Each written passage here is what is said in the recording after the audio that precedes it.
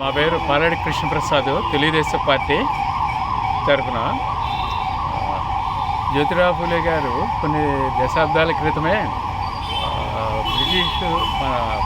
British కాలం నుంచి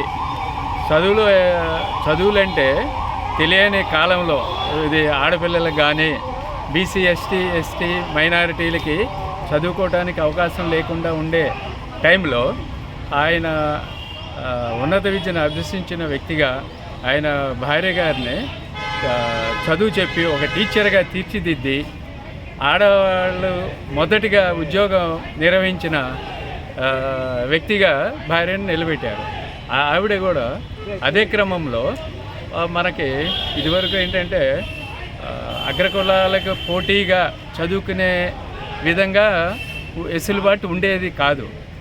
అప్పుడు ఈ బీసీ ఎస్టీ మైనారిటీ వీళ్ళ కుటుంబాల్లో విద్యార్థినులకి మహిళల్ని విద్యావంతులుగా తీర్చిదిద్దడానికి మొదటి పునాది వీళ్ళు వేసిన బాటే.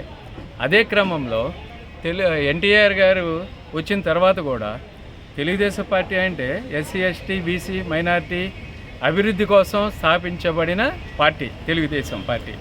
ఎన్టీఆర్ గారు కూడా ప్రతి వాడ స్కూల్స్ అనే అభివృద్ధి ఆ కార్యక్రమంలో జ్యోతిరావు ఫూలే గారి బాటలోనే తెలుగుదేశం పార్టీ పయనిస్తూ ఆ కార్యకర్తలు ఇప్పటికీ అదే భావంతో ముందుకు నడుస్తూ ఉన్నారు.